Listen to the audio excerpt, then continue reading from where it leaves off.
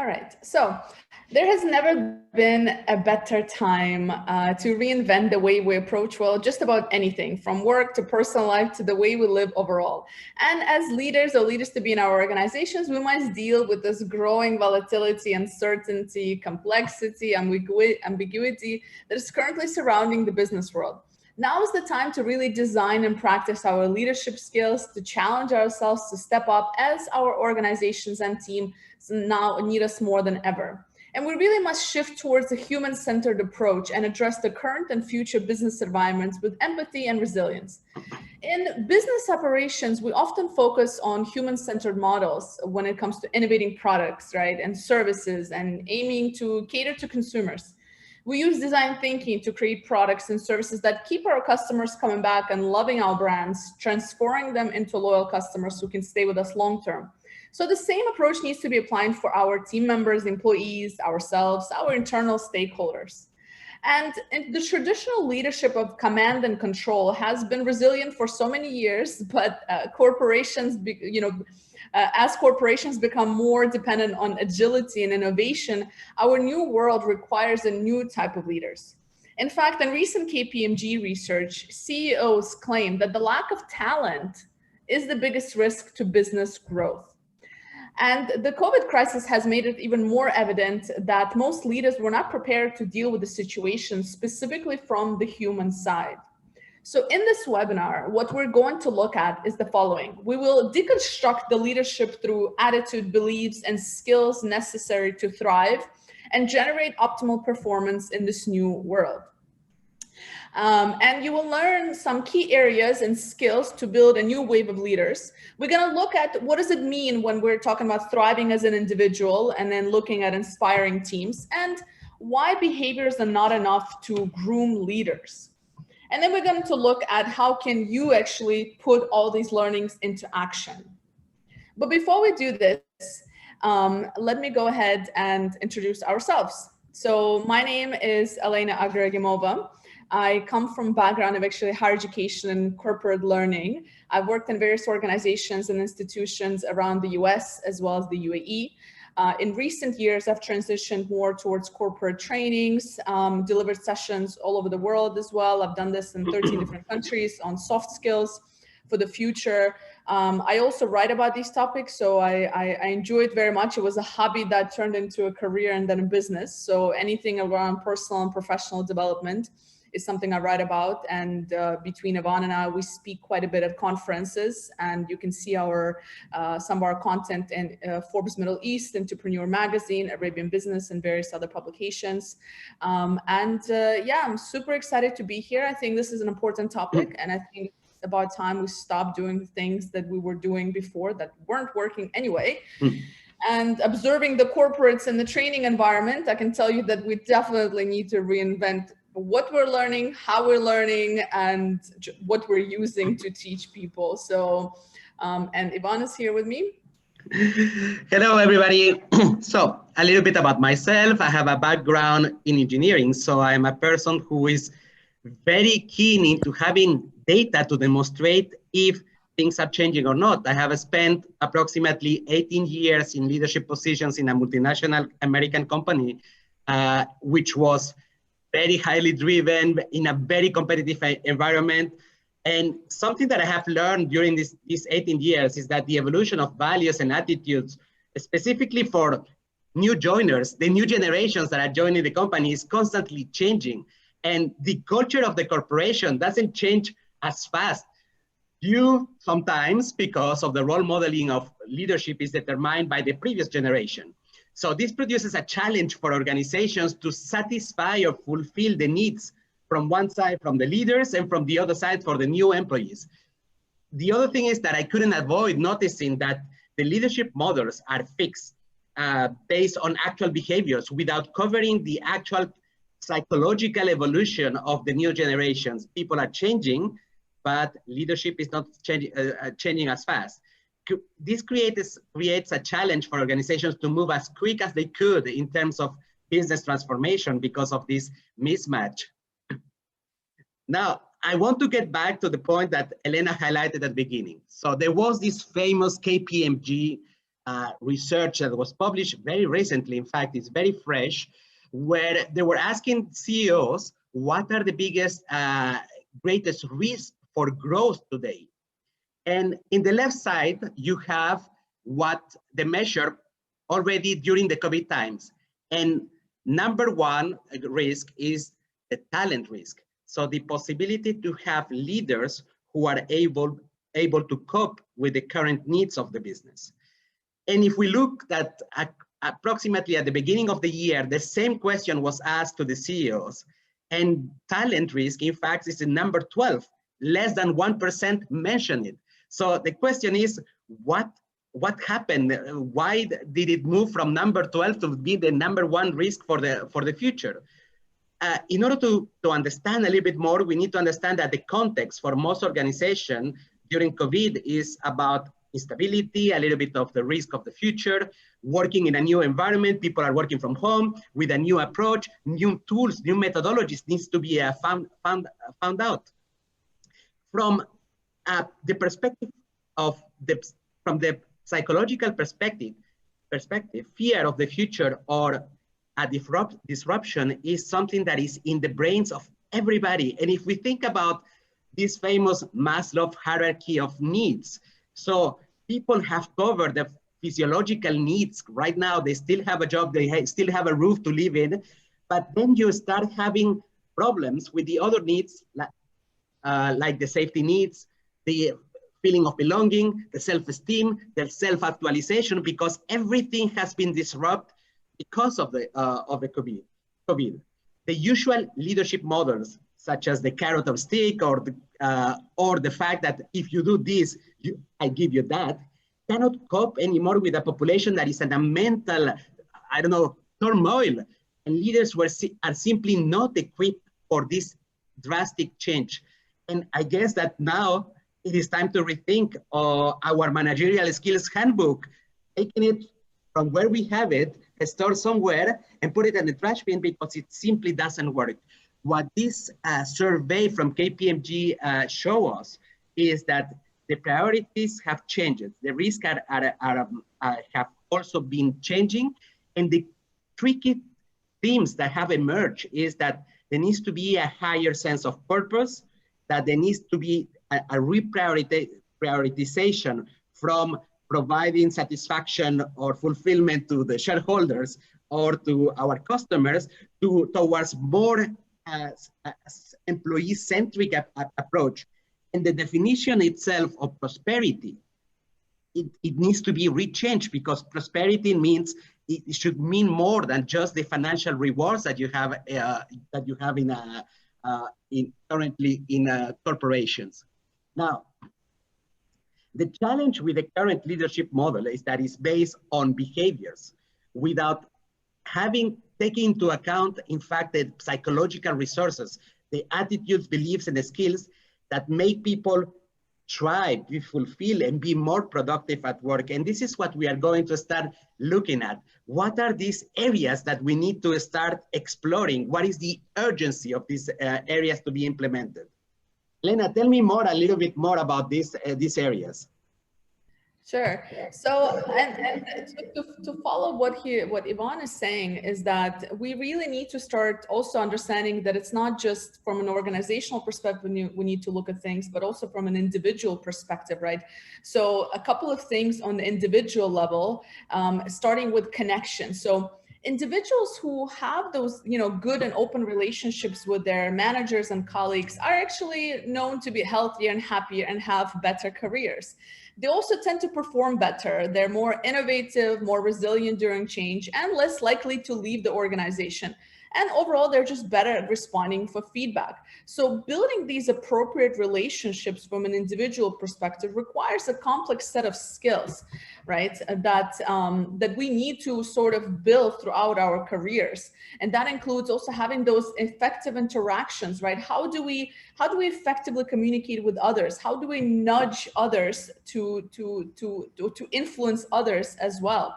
So also having that trust environment, so having that psychological safety essentially, in the organization, this is very important for individual development as well. So connection here is beyond just kind of that relationship building. It's also just having that open communication, that positive psychological safe environment that we work in. Elena, something that it was quite striking is that approximately 3 months ago, there was a research showing, in fact, the reach of something that is called presenteeism.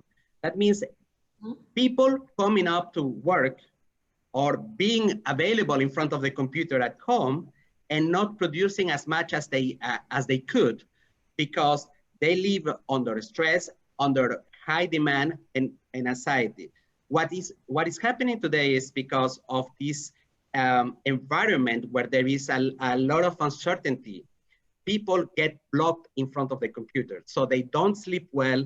They have a constant demand of stress in their brains. And when you have a stress, you are producing chemicals that ultimately are going to block your creativity and all of your productivity. And that's something to take into consideration. That is why this area, I feel that is specifically the area of mentioning the trust climate is super important nowadays. Absolutely. And you know that to pick up on that, then we have leavism, right, on the other side. So leavism is when we're just continuously on and we're continuously working and we're not able to disconnect. And that could be also because we're holding on to our jobs and we're afraid to almost not be totally involved all the time. Or if our management is sending us emails at 9-10 p.m. at night and we feel if we don't respond, we feel that, oh my God, am I going to lose my job? Do I need to keep up with this? So it's almost like we never get a chance to disconnect, which then speaks to the unhealthy environment in the organization, essentially, and also the kind of examples that come from leadership. So that's something to be aware of as well. On the next point on the individual is being aware. So this really goes around crafting that mindset, understanding, how do you, what motivates you? What is, why is it that you do what you do? Are your values aligned with the organizational values, right? So this is important for individuals and organizations, because if your individual values, your purpose for work beyond the financials, your purpose for work is not aligned, what's going to happen is you're going to be showing up at work and being in that state of presentism or leavism, just kind of doing or being completely disconnected. And there's no balance there. There's no balance in terms of, is what I'm doing today, is what I'm contributing actually aligned with my values for my work and my purpose, essentially. And that is why so many people are so disengaged. So that is directly linked to productivity, directly linked to well-being at work as well. Another part of this is also flow at work, right? So it's that feeling when you're fully immersed in something and you have this sort of energized focus and full involvement in this process or an activity that you're doing. And that is also something that, we need to learn as individuals, because it relates very much to stress levels, because a lot of times we are so distracted at work. And if we're not able to find that focus and flow, it's going to then affect our stress levels, because that's time management is one of the biggest challenges we have, right? But perhaps it's not that. Perhaps it's just that ability to go into the flow state so that we are productive versus sitting for hours at a desk and not being able to do anything and being almost paralyzed in our work without getting any traction, which then also demotivates us as individuals as well. And yeah, anything here, Yvonne, you want to add? No, just that when I look at this, in fact, I think that we should have changed a little bit the title of this webinar. So we look at the evolution of leadership. So at the beginning of the 20th century, we believed that a leader was born in that way. Then in the mid 50s, 60s, we started understanding that you can acquire behaviors, you can learn behaviors. In the 90s and beginning of 2000, we enter into a top-down approach where the leader needs to ask their team for inputs. And nowadays, in fact, because the human being has gone into evolution into a more introspect, more psychologically driven person, we are entering into a leadership that is more based on the psychology of people. That means that there needs to be the relationships should be very individual between the team and the leaders, and the considerations like who would have heard about flow or mindfulness before. Today, that means that there is an introspective inside of the psychology of every single individual and needs to be considered. That's my little thought that crossed my mind right now. Thank you for that.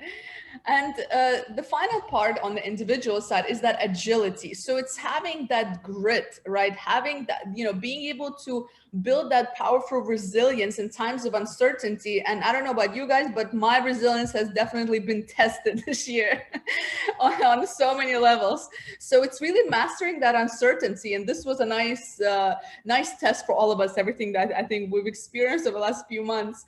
So it's all about that growth mindset, right? It's essentially just looking at challenges as opportunities, making lemonade out of lemons, or whatever you want to make out of lemons, right? It's some changes we plan for, others sneak up on us without any warning, but in both cases, change is difficult and it's going to require some perseverance and determination.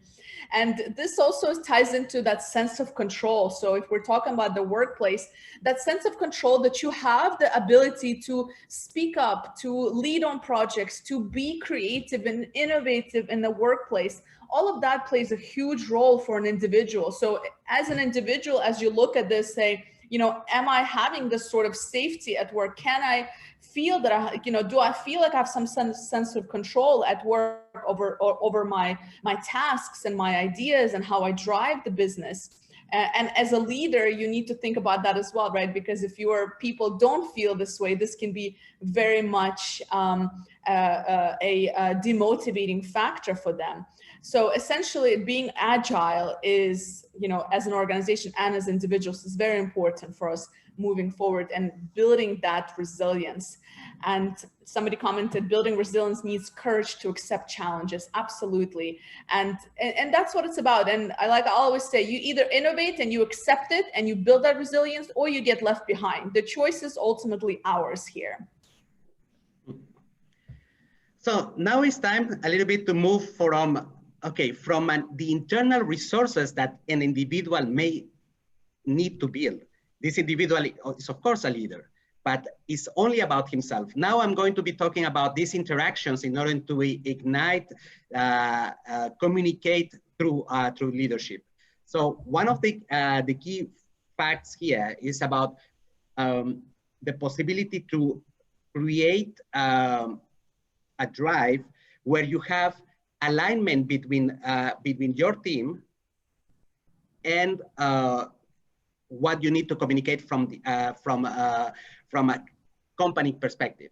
It is not about creating brainstorming sessions where you are trying to pull out, in fact, to create, ignite this energy in your team with heavy brainstorming sessions, but it's about the possibility to extract information, get the feedback from them, make them create a process where they are capable of not making tasks, but more solving problems, which is a different perspective. In fact, if you look at that if you are asked to solve a problem, there is 1 million options that you can find out in order to solve a problem. But if I tell you, do specifically this task, this is where people get blocked and limited, and then the sense of mastery of what they do, the possibility to choose how they do things, it is lower. And that's one of the key areas for a leader in order to make their teams thrive. The other thing is about influence. So it's about measuring how the leader uses effectively influence a strategy to onboard others with their ideas. It's not about accomplishing my ideas. It's about how do I facilitate the problem solving? How do I make that the ideas escalate in the right way? How do I create a smooth, agile, facilitated process? And then we go back, in fact, to this word, agile. A leader acting like a scrum master who is just facilitating what are the problems to be solved in a team, allocating time for them to find the solutions. And that's something that is quite comparable with the way, in fact, new companies or tech companies are developing new products. It's about using something that's iterative. How do I facilitate inside of the team that they have the possibility to solve problems, to learn from the problems, and to find data to go into the next iteration to make it more, to make the processes more agile. Now, this part is quite interesting because when we are talking about inclusion, we are talking about an inclusive leader that can create an environment where everyone feels that they can participate, contribute, and do their best at work. When you have diversity, you have just a representation of your team, but you don't have their voices, their opinions. So leaders need to communicate a sense of purpose for the team that is bigger than just the value provided to either customers or to the shareholders. Specifically in the Generation Z, the new generation of workers, they are willing, in fact, to have a cut on their salaries to work for companies that have crafted a strong sense of purpose. Think about, for instance, that Tom Shoes. So this famous company, and their tagline is, "We are business to improve lives." So because of this, there is a big chunk of these new generations who are capable of taking the 30% cut of their salaries, because the sense of purpose is something that is quite driven, in fact, in the new generation. This is directly correlated, in fact, to the psychological need of personal meaning and serve as a higher drive or motivator for people. A team should also have an environment where failing is not punishable, where trying, failing, and learning determines the overall culture. Companies like Google or Tata Consulting, in fact, they reward the fact that you have failures and you learn from it. In fact, they have, I think it's Tata Consulting that has even an award for the biggest learning or failure that they have got, and they give an award to the people. And people are more open for disruptive innovation and are highly motivated to have, when they have a transparent and engaged dynamic with their leaders. When we are talking about team impact, in fact, it's about developing the capacity of a team to communicate an inspiring vision and creating a work environment of autonomy and recognition. And here the key word is about autonomy. In fact, the desire to direct our own lives, which is one of the Maslow's actual hierarchy of needs. We are talking about motivating, how well the leader inspires and motivates their teams to execute a collective vision. We are talking about coaching, measuring whether the leader uses strategies to support the learning and development of their teams, having the capability of recognizing, acknowledging, and rewarding the efforts of the team. And that goes beyond financial reward, because in fact, research shows that most of the financial rewards do not have the expected outcome that we want. It is an instant reward that can be easily forgotten. Sustainable rewards are more emotional, more like a thank you, more like recognition in front of others. And this is something that, in fact, drives organization towards better models of leadership. And that makes me think a little bit about a book that I read a couple of years ago that is called Drive, where they talk about the evolution of how people are motivated, and the drive, the new generation of leaders should be capable of equipping themselves with mastery, equipping themselves and their teams with mastery, the option to do things as they want, not knowing just the direction, and being capable of deciding how to do things, the sense of purpose, which means what is higher than just the shareholder value that companies are creating, and the sense of accountability that no matters what, there is something for me. I'm doing this not for the company, but I'm doing something that is specifically for rewarding for myself.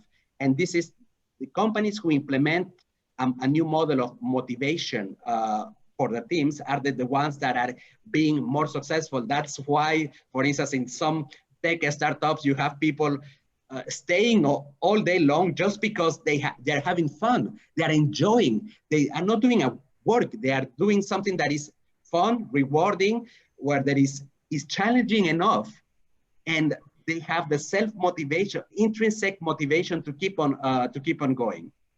Now, Ivan, if I may add here as well, it just, as you're speaking, I said, this is so related to also to the values that I was talking about, right? So that values and the purpose. So as leaders, we really need to make time to recognize what is our individual contributors, what do they value, what is their, what is their purpose essentially, and whether we like it or not, then this new management model is the one that's going to thrive. So the manager now needs to not just be a manager, he or she needs to be that leader, he or she needs to be a coach, a mentor, because good talent is very difficult to find. And because there's so much competition now, and as you said, Ivan, it's beyond that salary. The new generations coming in and the future generations, they're not going to be very much interested in terms of the name of the company or the salary. They're going to be more interested in how is this helping them. So as leaders, we need to identify, where's that interconnectedness, I guess, where's that middle ground that a person feels that they're contributing, that they're doing what they want to do.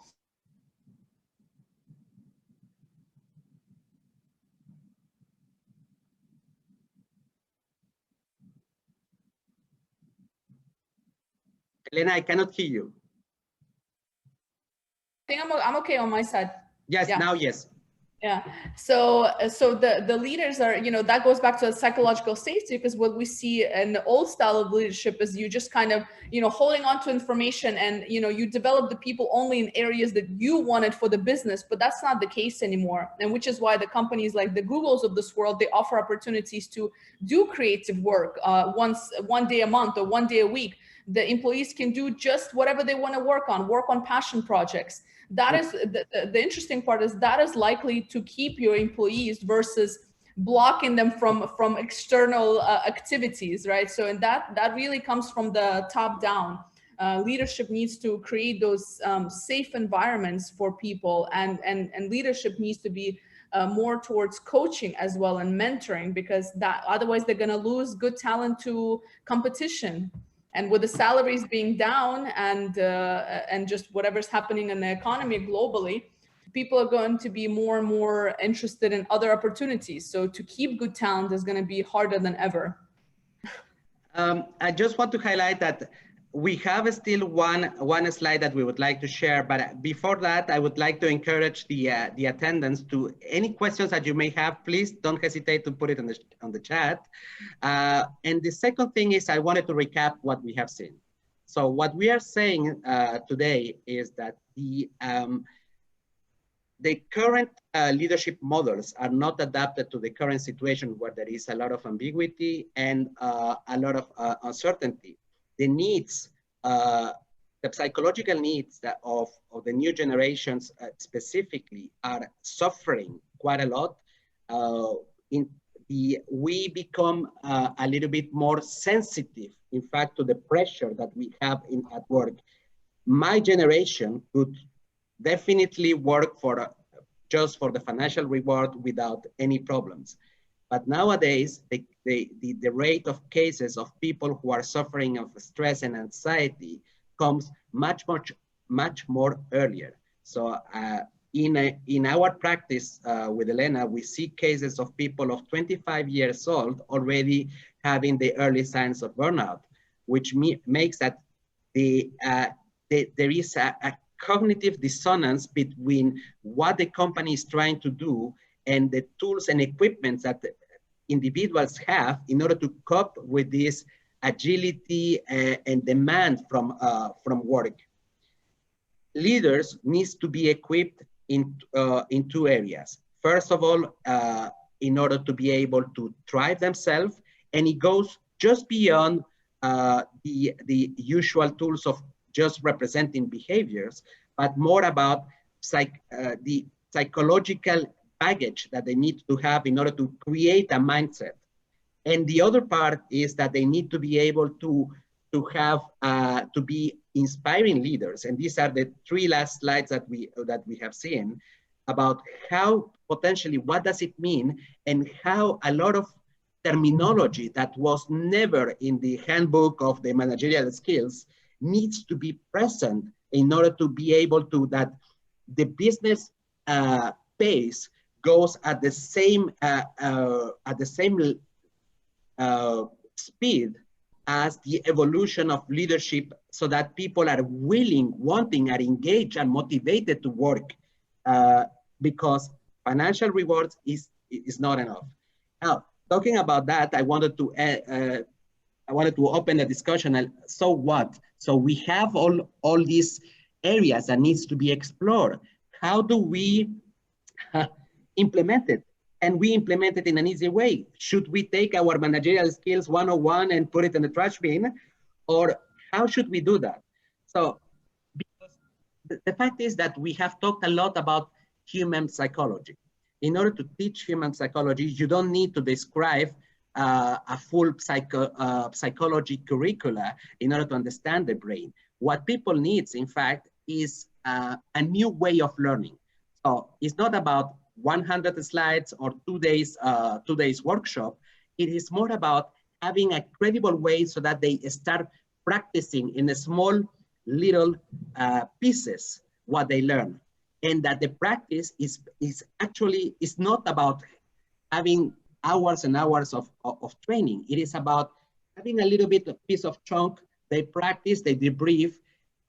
It's almost like applying this methodology of Agile, and this is where something that has been growing quite lately, which is the Agile learning methodology, has been training quite a lot, because it offers you the capability to learn it iteratively. It's never perfect. It's not like a curricula that it will be, we have the slides, we have some workbooks, and you can go for it. It's about, in fact, teaching people adaptability, collaborating into the solution.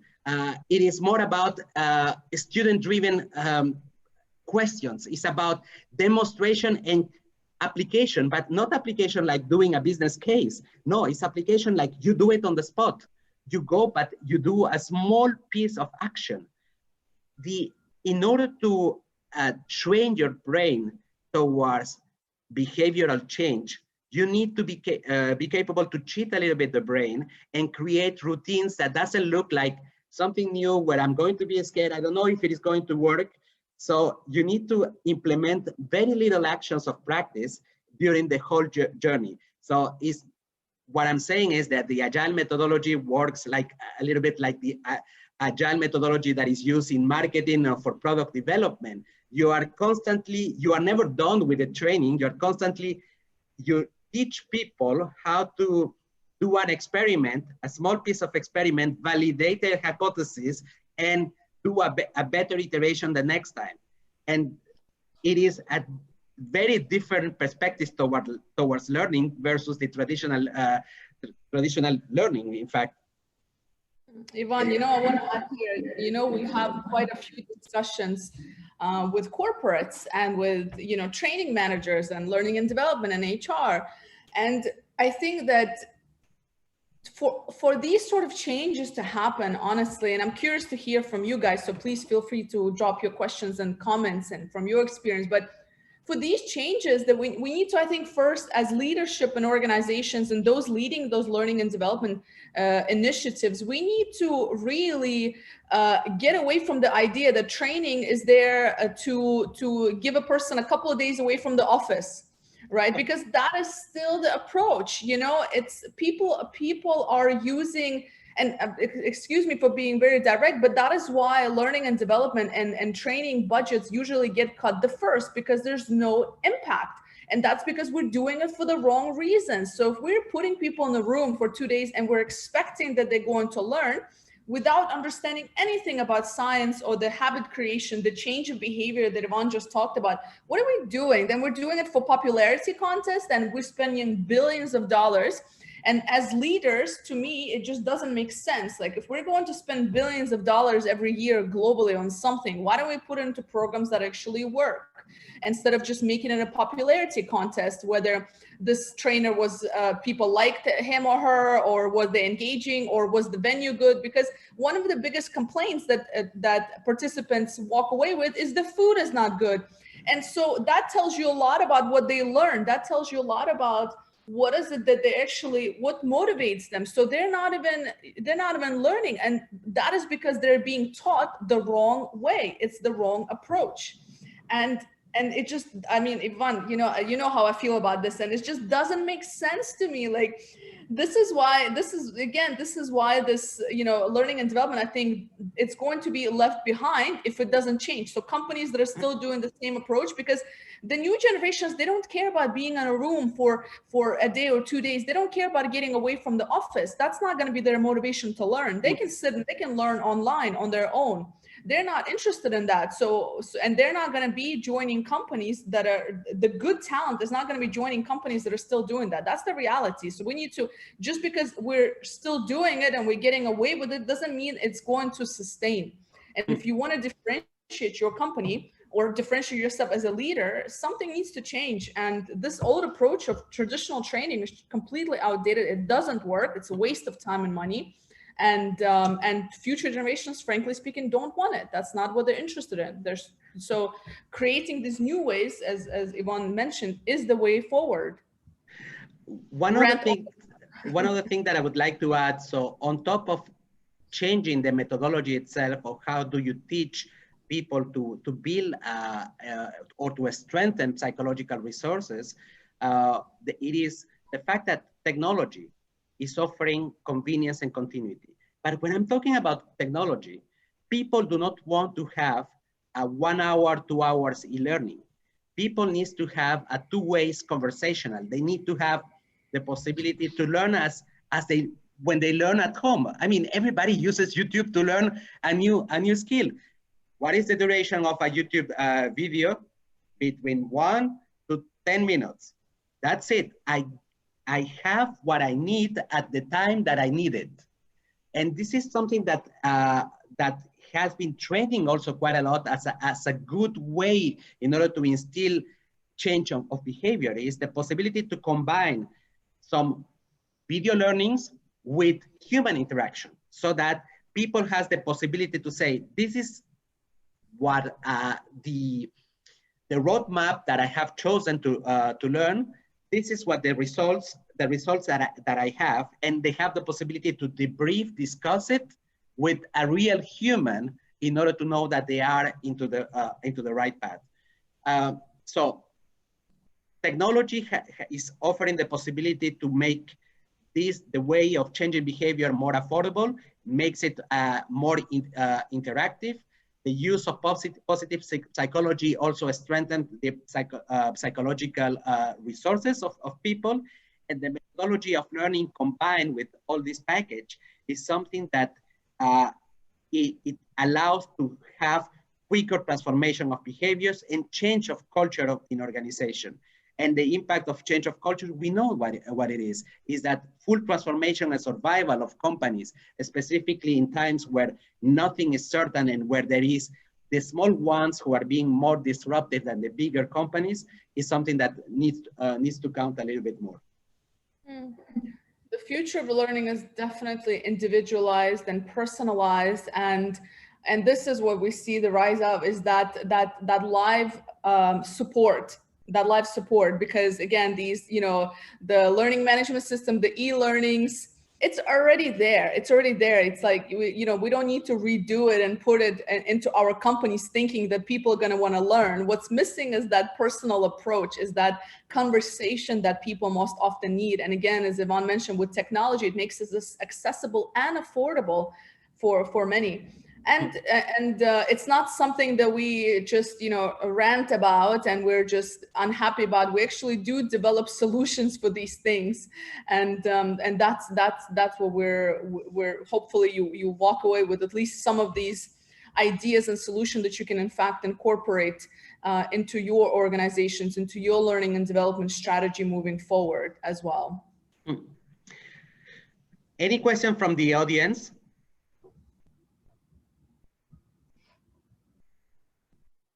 So we're happy to answer any questions, and then in the meanwhile, you can also, if you just scan the QR code in front, you can look at some of the programs that we have designed, in fact, using this methodology, using this approach. So again, we are offering solutions to this because, you know, we know this is happening. I think many of us agree, coming from this background, that this change is needed. And so if there's something, if you want to have a conversation with us, feel free to reach out to us.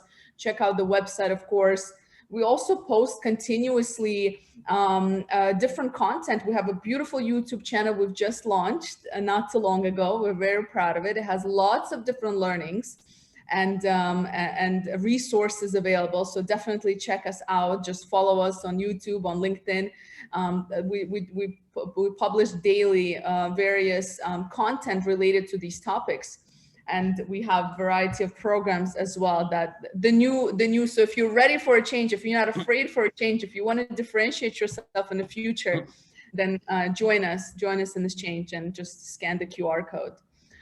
So we'll stick around for some